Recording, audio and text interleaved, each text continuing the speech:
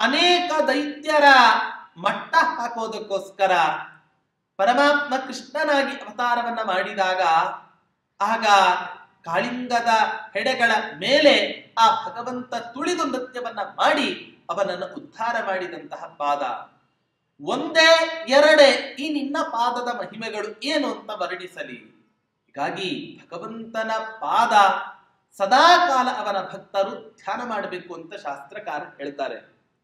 ಅಷ್ಟೇ ಅಲ್ಲ, ಸ್ವರಿತಿ ಜ್ಞಾನಮುದ್ದಿಷ್ಟಂ, ಯಾವ ಆ ಭಗವಂತನ ಪಾದಗಳು ಇದ್ದಾವೆ, ಒಂದು ಜ್ಞಾನ, ಇನ್ನೊಂದು ಆನಂದ ರೂಪ ಅಂತ ಈ ರೀತಿಯಾಗಿ ಹೇಳ್ತಾರೆ.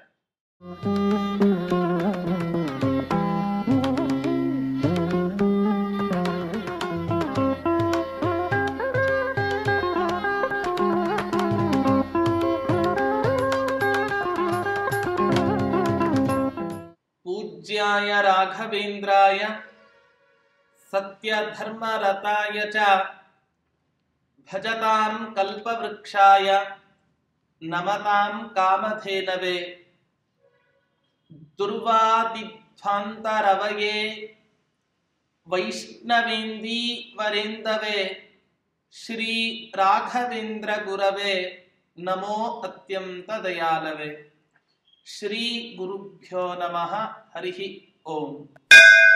ರಾಘವೇಂದ್ರ ಗುರುಗಳು ಸನ್ಯಾಸಾಶ್ರಮ ಸ್ವೀಕಾರದ ನಂತರ ಅನೇಕ ಪವಿತ್ರ ತೀರ್ಥಕ್ಷೇತ್ರಗಳ ಸಂಚಾರವನ್ನ ಮಾಡ್ತಾ ದಕ್ಷಿಣ ದ್ವಾರಕೆ ಅಂತ ಪ್ರಸಿದ್ಧಿಯನ್ನ ಪಡೆದ ಚಂಪಕಾರಣ್ಯ ಕ್ಷೇತ್ರಕ್ಕೆ, ರಾಜಮನ್ನಾರು ಅನ್ನುವಂತಹ ಕ್ಷೇತ್ರಕ್ಕೆ ಆಗಮಿಸಿ ಕ್ಷೇತ್ರ ಸ್ವಾಮಿಯಾದಂತಹ ರಾಜಗೋಪಾಲ ಸ್ವಾಮಿಯ ದರ್ಶನವನ್ನ ಪಡೆದರು ಅಂತ ಕಳೆದ ಶ್ಲೋಕದಲ್ಲಿ ನಾವು ನೋಡಿದೆವು.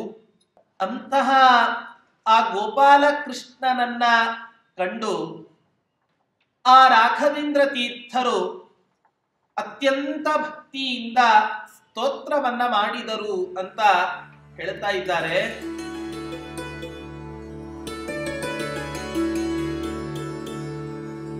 ಜ್ಞನವೀದಥೈ ನಮನವೀನ ವಾಗ್ಝರೀ ಶಿರಸಾ ವಿಕಲ್ಪವಚಸಾ ನಿಗುಂಫನೈಃ ಪರಿಭಕ್ತಿಪೂರ ಪರಿವಾಹ ಮೋಹದೈಃ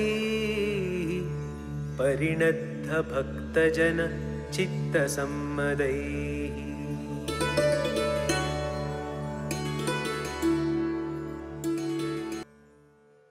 ಅನೇಕ ಸಂದರ್ಭಗಳಲ್ಲಿ ಶಾಸ್ತ್ರಗಳು ನಿರೂಪಣೆಯನ್ನ ಮಾಡ್ತವೆ.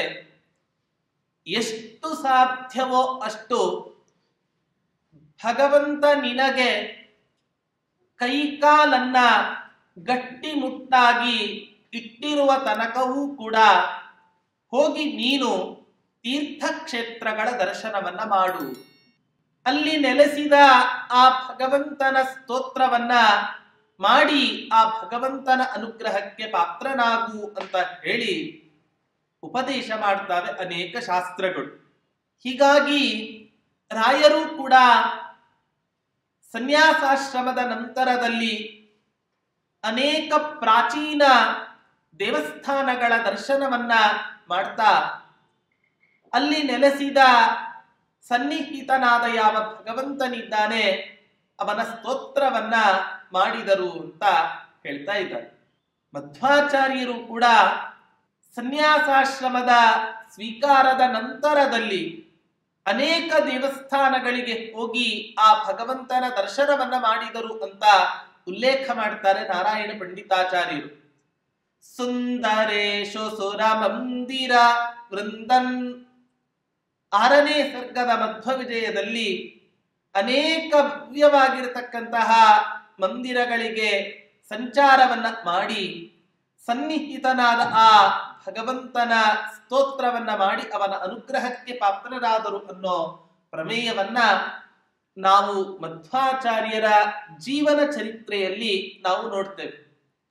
ಹಾಗೆ ರಾಯರು ಕೂಡ ಅವರು ಹಾಕಿಕೊಟ್ಟಂತಹ ಮಾರ್ಗದಲ್ಲಿಯೇ ಮುನ್ನಡೆಯುವಂಥವರು. ಆದ್ದರಿಂದ ಅವರು ಕೂಡ ಅನೇಕ ಆ ಭಗವಂತನ ಪ್ರತಿಮೆಗಳ ದರ್ಶನವನ್ನ ಮಾಡಿ ಸ್ತೋತ್ರವನ್ನ ಮಾಡ್ತಾ ಇದ್ದಾರೆ. ಆ ಸ್ತೋತ್ರ ಹೇಗಿತ್ತು ಅನ್ನೋದನ್ನ ಹೇಳ್ತಾ ಇದ್ದಾರೆ. ಪರಿಭಕ್ತಿ ಅನವೀನ ವಾಗ್ಝರಿ ಶಿರಸಾಂ. ರಾಯರು ಮಾಡಿದಂತಹ ಸ್ತೋತ್ರ ಎಷ್ಟರ ಮಟ್ಟಿಗೆ ಉನ್ನತ ಸ್ಥಾನವನ್ನ ಪಡೆದಿತ್ತು ಅಂತ ಕೇಳಿದರೆ, ಅನವೀನವಾಗ್, ನವೀನ ಅನ್ನೋ ಶಬ್ದಕ್ಕೆ ಹೊಸತು ಅಂತ ಅರ್ಥ. ನವೀನವಾಗ್, ಹೊಸದಾದ ಮಾತು ಅಂತ ಅರ್ಥ. ಅಂದರೆ ಈಗಿನ ಕಾಲದ ಗ್ರಂಥಕರ್ತೃಗಳು ಸ್ತೋತ್ರ ಮಾಡಿದಂತಹ ಅಥವಾ ರಚನೆ ಮಾಡಿದಂತಹ ಯಾವ ಗ್ರಂಥಗಳು ಇದ್ದಾವೆ ಅವೆಲ್ಲವನ್ನೂ ಕೂಡ ನವೀನವಾಗ್ ಅಂತ ಕರೀತಾರೆ. ಅನವೀನವಾಗ್, ಯಾವುದು ನವೀನ ಅಲ್ಲವೋ ಅದನ್ನು ಅನವೀನ ಅಂದರೆ ಅತ್ಯಂತ ಹಳತಾದಂತಹ, ಹಳೆಯದ್ದಾಗಿರ್ತಕ್ಕಂತಹ ಮಾತು. ಹಾಗಾದರೆ ಇಡೀ ಪ್ರಪಂಚದಲ್ಲಿ ಅತ್ಯಂತ ಹಳೆಯದ್ದಾದ ವಾಕ್ಯಗಳು ಅಂತ ಹೇಳಿದರೆ ಅದು ವೇದವಾಕ್ಯಗಳು ಅಂತ ಹೇಳ್ತಾರೆ. ಅಂತಹ ವೇದಗಳಿಗೆ ಶಿರಸ್ಸಿನ ಸ್ಥಾನದಲ್ಲಿ ಇರುವಂತಹದ್ದು ಉಪನಿಷತ್ತುಗಳು. ಆ ಉಪನಿಷತ್ತಿಗೆ ಎಷ್ಟು ದೊಡ್ಡ ಸ್ಥಾನವನ್ನ ಕೊಡ್ತಾರೋ ಅಷ್ಟೇ ಸ್ಥಾನಮಾನ ಉಳ್ಳಂತಹ ಸ್ತೋತ್ರಗಳನ್ನ ಈ ರಾಘವೇಂದ್ರ ತೀರ್ಥರು ರಾಜಗೋಪಾಲ ಸ್ವಾಮಿಯ ಮೇಲೆ ಮಾಡಿದರು. ಹೇಗಿದೆ ಅವರ ಸ್ತೋತ್ರವನ್ನ ಕೇಳಿದಾಗ ಕೇಳುವಂತಹ ಭಕ್ತರಿಗೆ ಯಾವ ರೀತಿ ಉಂಟಾಗತ್ತೆ ಅಂತ ಹೇಳಿದ್ರೆ, ಪರಿಭಕ್ತಿ ಪರಿವಾಹ ಮೋಹದೈ, ಪರಿಭಕ್ತಿ ಪೂರ ಪರಿವಾಹ ಮೋಹದೈಹಿ. ಸಂಪೂರ್ಣವಾಗಿ ಆ ಸ್ತೋತ್ರಗಳನ್ನ ಕೇಳ್ತಾ ಇದ್ದರೆ ಭಕ್ತಿಯ ಒಂದು ಪ್ರವಾಹವೇ ಹರಿದು ಬಿಡಬೇಕು. ನೀವೆಲ್ಲರೂ ಕೂಡ ಆ ಭಗವಂತನಲ್ಲಿ ಭಕ್ತಿಯನ್ನ ಮಾಡಿಯೇ ಮಾಡ್ತೇವೆ. ಆದರೆ ರಾಯರು ಮಾಡುವಂತಹ ಭಕ್ತಿಗೂ ನಾವು ಮಾಡ್ತಕ್ಕಂತಹ ಭಕ್ತಿಗೂ ಅಜಗಜಾಂತರ ವ್ಯತ್ಯಾಸ ಇದೆ. ಹೀಗಾಗಿ ಅವರು ಮಾಡಿದ ಸ್ತೋತ್ರಗಳಿಂದ ಯಾವ ಯಾವ ಭಕ್ತರಿದ್ದಾರೆ ಆ ಭಕ್ತರಿಗೆ ಭಕ್ತಿಯ ಪೂರ್ಣ ಪ್ರವಾಹವೇ ಹರಿದು ಬಿಡುತ್ತೆ. ಮತ್ತೆ ಪರಿಣದ್ದ ಭಕ್ತ ಜನ ಚಿತ್ತ ಸಮ್ಮದೈಹಿ ಅಂತ ಹೇಳ್ತಾ ಇದ್ದಾರೆ. ಸುಮ್ಮನೆ ಯಾರಿಗೆ ಸಂಸ್ಕೃತ ಜ್ಞಾನ ಇಲ್ಲವೋ ಅಥವಾ ಅಕ್ಷರ ಜ್ಞಾನ ಇಲ್ಲವೋ ಅಥವಾ ಯಾರು ಜ್ಞಾನಿಗಳೇ ಅಲ್ಲವೋ ಅಂಥವರಿಗೆ ರಾಯರು ಮಾಡಿದ ಸ್ತೋತ್ರಗಳ ಅರ್ಥವನ್ನ ಮಾಡಿಕೊಳ್ಳಲಿಕ್ಕೆ ಸಾಧ್ಯ ಆಗ್ತಾ ಇರಲಿಲ್ಲ. ಹಾಗಾದ್ರೆ ಯಾರಿಗೆ ಸಾಧ್ಯ ಆಗತ್ತೆ? ಪರಿಣದ್ದ ಭಕ್ತ ಜನ ಚಿತ್ತ ಸಮ್ಮತೈಹಿ. ಅನೇಕ ಶಾಸ್ತ್ರಗಳ ಜ್ಞಾನ ಉಳ್ಳವರು, ಇತಿಹಾಸ ಪುರಾಣಗಳ ಜ್ಞಾನವನ್ನ ಯಾರು ಬಲ್ಲವರಾಗಿರ್ತಾರೋ ಅಂತಹ ಜ್ಞಾನಿಗಳಿಗೆ ಮಾತ್ರ ಆ ರಾಯರ ವಾಕ್ಯಗಳು ಅರ್ಥ ಆಗ್ಲಿಕ್ಕೆ ಸಾಧ್ಯ ಆಗ್ತಾ ಇತ್ತು. ಹೀಗಾಗಿ ಆ ಎಲ್ಲ ಜ್ಞಾನಿಗಳಿಗೂ ಕೂಡ ಸಂತೋಷವನ್ನು ಉಂಟು ಮಾಡತಕ್ಕಂತಹ ಯಾವ ಸ್ತೋತ್ರಗಳು ಇದ್ದಾವೆ ಅಂಥ ಸ್ತೋತ್ರಗಳ ಮೂಲಕ ಆ ರಾಜಗೋಪಾಲ ಸ್ವಾಮಿಯ ಸ್ತೋತ್ರವನ್ನು ಮಾಡಲಿಕ್ಕೆ ಆರಂಭ ಮಾಡ್ತಾ ಇದ್ದಾರೆ. ನೋಡಿ, ಸ್ತೋತ್ರಕ್ಕೂ ಹೊಗಳುವಿಕೆಗೂ ಅನೇಕ ರೀತಿಯಾದಂತಹ ವ್ಯತ್ಯಾಸವನ್ನ ಶಾಸ್ತ್ರಕಾರರು ಹೇಳ್ತಾರೆ. ಸ್ತೋತ್ರ ಅನ್ನೋ ಶಬ್ದಕ್ಕೆ ಗುಣಿ ನಿಷ್ಠ ಗುಣಾಭಿಧಾನಂ ಸ್ತುತಿ ಅಂತ ಹೇಳ್ತಾರೆ. ಅಂದರೆ ಆ ಭಗವಂತನಲ್ಲಿ ಇದ್ದ ಯಾವ ಸರ್ವೋತ್ತಮತ್ವಾದಿ ಮೊದಲಾದ ಗುಣಗಳು ಇದ್ದಾವೆ ಆ ಇದ್ದ ಗುಣಗಳನ್ನೇ ಹೇಳುವಂತಹದ್ದನ್ನೇ ಸ್ತೋತ್ರ ಅಂತ ಕರೀತಾರೆ. ಹೊರತು ಭಗವಂತನಿಗೆ ಹೊಗಳುವಿಕೆಯ ಅಪೇಕ್ಷೆ ಇಲ್ಲ. ಹೊಗಳೋದು ಅನ್ನೋ ಶಬ್ದಕ್ಕೆ ಅರ್ಥವೇ ಯಾರಲ್ಲಿ ಯಾವ ಗುಣಗಳು ಇಲ್ಲವೋ ಆ ಗುಣಗಳನ್ನ ಹೇಳುವಂತಹದ್ದೇ ಹೊಗಳುವಿಕೆ ಅಂತ ಕರೀತಾರೆ. ಆದ್ರೆ ಭಗವಂತನಲ್ಲಿ ಇಲ್ಲದೇ ಇರುವಂತಹ ಯಾವ ಗುಣಗಳೂ ಕೂಡ ಇಲ್ಲ. ಆದ್ದರಿಂದ ಗುಣಿನಿಷ್ಠ ಗುಣಾಭಿಧಾನಂ ಸ್ತುತಿ ಅಂತ ಶಾಸ್ತ್ರಕಾರರು ಸ್ತೋತ್ರದ ಒಂದು ನಿರ್ವಚನವನ್ನ ಮಾಡಿದಂತೆ ಆ ಪರಿವ್ರಾಜಕ ಪರಮಹಂಸಾಶ್ರಮವನ್ನ ಸ್ವೀಕಾರ ಮಾಡಿದಂತಹ ಯಾವ ಸನ್ಯಾಸಿಗಳು ಇದ್ದಾರೆ, ಆ ರಾಘವೇಂದ್ರ ಗುರುಗಳು ಆ ಭಗವಂತನ ಸ್ತೋತ್ರವನ್ನ ಮಾಡ್ಲಿಕ್ಕೆ ಆರಂಭ ಮಾಡ್ತಾ ಇದ್ದಾರೆ. ಯಾವ ರೀತಿ ಸ್ತೋತ್ರವನ್ನ ಮಾಡಿದರು, ಹೇಗೆ ಸ್ತೋತ್ರವನ್ನ ಮಾಡಿದರು? ಮೊದಲು ಯಾವ ಭಗವಂತನ ಅಂಗಗಳನ್ನ ಚಿಂತನೆ ಮಾಡಬೇಕು. ನಾವೆಲ್ಲರೂ ಕೂಡ ಪ್ರತಿನಿತ್ಯ ಆ ಭಗವಂತನ ದೇವಸ್ಥಾನ ಮಂದಿರಗಳಿಗೆ ಹೋದಾಗ ಕೃಷ್ಣನ ಮುಖ ನೋಡಿದರೆ ಸಾಕು, ಅವನ ದರ್ಶನ ಆಯಿತು ಅಂತ ನಾವೆಲ್ಲರೂ ಕೂಡ ಹೇಳ್ತೇವೆ. ಆದರೆ ಶಾಸ್ತ್ರಗಳು ಹೇಳ್ತವೆ, ಮುಖ ದರ್ಶನಕ್ಕಿಂತಲೂ ಕೂಡ ಮೊದಲು ಆ ಭಗವಂತನ ಪಾದಗಳ ದರ್ಶನವನ್ನ ಮಾಡು.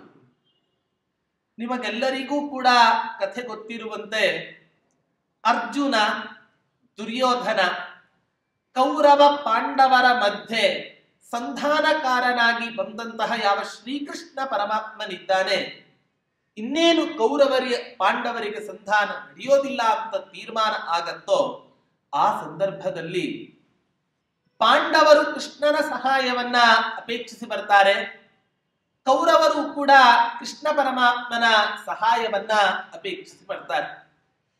ಪಾಂಡವರ ಪ್ರತಿನಿಧಿಯಾಗಿ ಅರ್ಜುನ ಬಂದರೆ ಕೌರವರ ಪ್ರತಿನಿಧಿಗಳಾಗಿ ದುರ್ಯೋಧನ ಮಹಾರಾಜ ಬರ್ತಾರೆ. ಮೊದಲೇ ಬರ್ತಾನೆ, ಕೃಷ್ಣ ಪರಮಾತ್ಮ ಯೋಗನಿದ್ರೆಯನ್ನ ಮಾಡಿದವನಂತೆ ನಟನೆ ಮಾಡ್ತಾ ಇರ್ತಾನೆ. ಆ ಸಂದರ್ಭದಲ್ಲಿ ದುರ್ಯೋಧನ ಅನ್ಕೋತಾನೆ, ನಾನೊಬ್ಬ ರಾಜ, ಹಸ್ತಿನಾವತಿ ಪಟ್ಟಣದ ರಾಜನಾಗಿರ್ತಕ್ಕಂತಹ ನಾನು ಒಬ್ಬ ಯಕ್ಕಶ್ಚಿತ್ ಗೋಪಾಲಕನ ಕಾಲಬುಡಕ್ಕೆ ಬಂದು ನಿಂತುಕೊಳ್ಳೋದೆ, ಇದು ಅಸಾಧ್ಯದ ಮಾತು. ಹಾಗಾದರೆ ರಾಜನ ಸ್ಥಾನ ಯಾವತ್ತೂ ಕೂಡ ಶಿರಸ್ಸಿನಲ್ಲಿ ಇರುವಂತಹದ್ದು, ಆದ್ದರಿಂದ ಅವನ ತಲೆ ಹತ್ತಿರವೇ ಹೋಗೋಣ ಅಂತ ಹೇಳಿ ಆ ದುರ್ಯೋಧನ ತಲೆಯ ಮುಂಭಾಗಕ್ಕೆ ಬಂದು ನಿಂತ್ಕೋತಾನೆ. ಇದೇ ಅರ್ಜುನ ನಂತರ ಬಂದರೂ ಕೂಡ ಆ ಕೃಷ್ಣ ಪರಮಾತ್ಮನ ಪಾದದ ಬುಡಕ್ಕೆ ಸಮೀಪಕ್ಕೆ ನಿಂತುಕೊಂಡಿರ್ತಾನೆ. ಸಮೀಪಕ್ಕೆ ನಿಂತುಕೊಂಡಂತಹ ಆ ಅರ್ಜುನನನ್ನ ಕೃಷ್ಣ ಪರಮಾತ್ಮ ಎಚ್ಚರ ಆದ ತಕ್ಷಣವೇ ಮೊದಲು ನೋಡಿತು. ನೋಡಿದ ತಕ್ಷಣ ದುರ್ಯೋಧನ ಆಕ್ಷೇಪವನ್ನ ಮಾಡ್ತಾನೆ, ನಾನು ಮೊದಲು ಬಂದಿದ್ದು ನನಗೆ ಸಹಾಯವನ್ನು ಮಾಡಬೇಕು. ಕೃಷ್ಣ ಪರಮಾತ್ಮ ಯಾವ ರೀತಿ ಸಮಾಧಾನವನ್ನು ಪಡಿಸ್ತಾನೆ ಅಂದ್ರೆ, ದುರ್ಯೋಧನ ನೀನೊಬ್ಬ ಹಿರಿಯ, ಇವನೊಬ್ಬ ಕಿರಿಯ. ಯಾವತ್ತು ಹಿರಿಯರು ಕಿರಿಯರು ಇವರಿಬ್ಬರ ಮಧ್ಯದಲ್ಲಿ ಮೊದಲಿಗೆ ಸಹಾಯವನ್ನ ಮಾಡಬೇಕಾದದ್ದು ಕಿರಿಯರಿಗೆ. ಆದ್ದರಿಂದ ಕಿರಿಯನಾದಂತಹ ಅರ್ಜುನನಿಗೆ ನಾನು ಸಹಾಯವನ್ನು ಮಾಡ್ತೇನೆ. ಅಷ್ಟೇ ಅಲ್ಲ, ತಲೆಯ ಸನ್ನಿಧಾನದಲ್ಲಿಯೇ ನಿಂತರೂ ಕೂಡ ಆ ಕೃಷ್ಣ ದುರ್ಯೋಧನನ ದರ್ಶನವನ್ನ ಮಾಡದೆ ಕಾಲ ಬುಡಕ್ಕೆ ನಿಂತಿದ್ದ ಯಾವ ಅರ್ಜುನ ಇದ್ದಾನೆ ಅವನ ದರ್ಶನವನ್ನ ಮಾಡ್ತಾನಂತೆ ಆ ಕೃಷ್ಣ. ಅವನನ್ನ ನೋಡ್ತಾನಂತೆ ಆ ಕೃಷ್ಣ ಪರಮಾತ್ಮ. ನೋಡಿದ ತಕ್ಷಣ ಅವನಿಗೆ ಸಹಾಯವನ್ನು ಮಾಡ್ತಾನೆ. ಹಾಗಾದ್ರೆ ಈ ಸಣ್ಣ ಘಟನೆಯಿಂದ ನಾವು ಏನ್ ತಿಳ್ಕೋಬೇಕು ಅಂತ ಹೇಳಿದರೆ, ಭಗವಂತ ಯಾವತ್ತೂ ಕೂಡ ಅವನ ಪಾದ ಭಜನೆಯನ್ನ, ಪಾದ ಆರಾಧನೆಯನ್ನು ಯಾರು ಮಾಡ್ತಾರೋ ಅವರನ್ನು ಯಾವತ್ತಿಗೂ ಕೂಡ ಬಿಡೋದಿಲ್ಲ ಅನ್ನುವಂತಹ ಸಂದೇಶವನ್ನ ಕೃಷ್ಣ ಪರಮಾತ್ಮ ಅರ್ಜುನನನ್ನ ರಕ್ಷಣೆ ಮಾಡೋದ್ರ ಮೂಲಕ ಜಗತ್ತಿಗೆ ಸಂದೇಶವನ್ನ ಒಂದು ಕೊಟ್ಟಿದ್ದಾನೆ. ಹಾಗಾಗಿ ರಾಯರು ಕೂಡ ಆ ರಾಜಗೋಪಾಲ ಸ್ವಾಮಿಯ ಸ್ತೋತ್ರವನ್ನ ಮಾಡಬೇಕಾದರೆ ಮೊದಲು ಯಾವ ಅಂಗವನ್ನ ಸ್ತೋತ್ರ ಮಾಡ್ತಾರೆ ಅಂತ ಕೇಳಿದರೆ, ಪಾದಗಳ ಸ್ತೋತ್ರವನ್ನ ಮಾಡ್ಲಿಕ್ಕೆ ಆರಂಭ ಮಾಡ್ತಾರೆ ರಾಘವೇಂದ್ರ ತೀರ್ಥ. ಹೇಗಿದೆ ಆ ಭಗವಂತನ ಪಾದಗಳು ಅನ್ನೋದನ್ನ ವರ್ಣನೆ ಮಾಡ್ತಾ ಇದ್ದಾರೆ.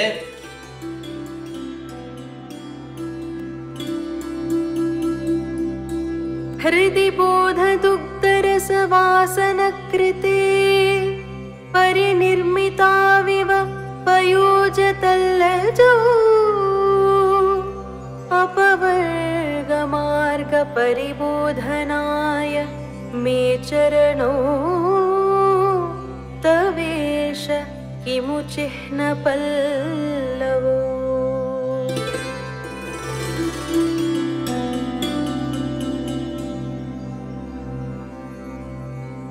ಪರಮಾತ್ಮನ ಪಾದವನ್ನ ಸ್ತೋತ್ರ ಮಾಡ್ಲಿಕ್ಕೆ ಆರಂಭ ಮಾಡ್ತಾರೆ.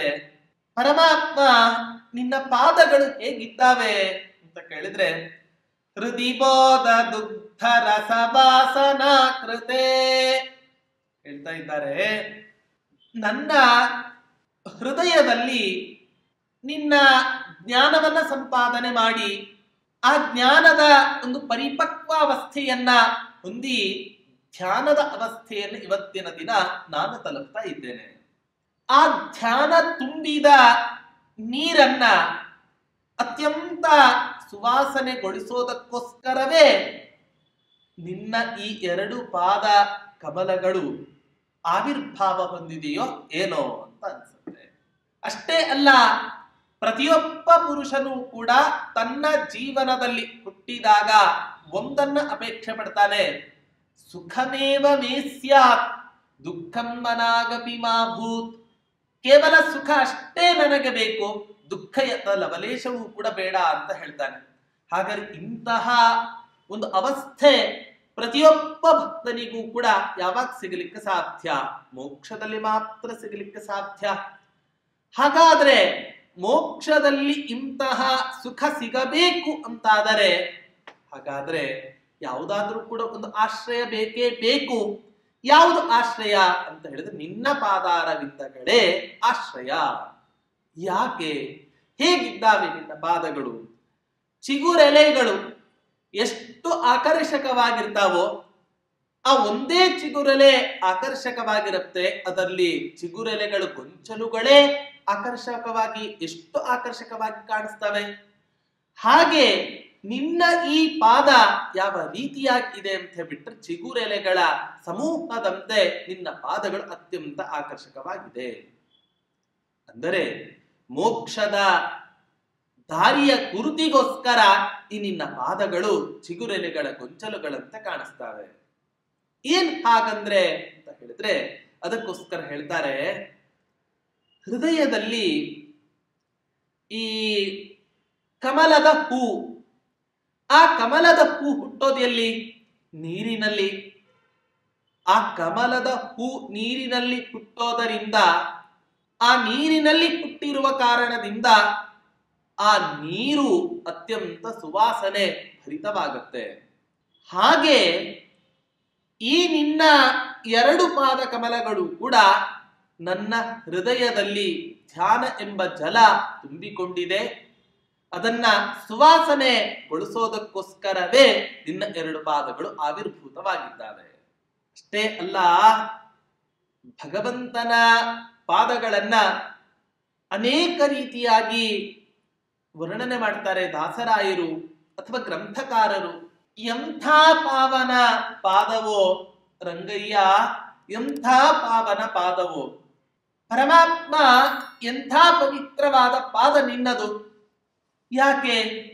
ಕೇವಲ ನಿನ್ನ ಪಾದ ಸ್ಪರ್ಶದಿಂದಲೇ ಗೌತಮರ ಶಾಪದಿಂದ ಧರ್ಷಿತಳಾಗಿ, ಗೌತಮರ ಶಾಪಕ್ಕೆ ಗುರಿಯಾಗಿ ಕಲ್ಲಾಗಿ ಬಿದ್ದಂತಹ ಆ ಅಹಲ್ಯಾದೇವಿಯನ್ನ ಉದ್ಧರಿಸಿದಂತಹ ಪಾದ ನಿನ್ನ ಈ ಪಾದ.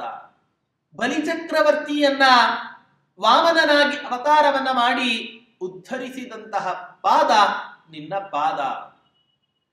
ಅನೇಕ ದೈತ್ಯರ ಮಟ್ಟ ಹಾಕೋದಕ್ಕೋಸ್ಕರ ಪರಮಾತ್ಮ ಕೃಷ್ಣನಾಗಿ ಅವತಾರವನ್ನ ಮಾಡಿದಾಗ, ಆಗ ಕಾಳಿಂಗದ ಹೆಡೆಗಳ ಮೇಲೆ ಆ ಭಗವಂತ ತುಳಿದು ನೃತ್ಯವನ್ನ ಮಾಡಿ ಅವನನ್ನು ಉದ್ಧಾರ ಮಾಡಿದಂತಹ ಪಾದ.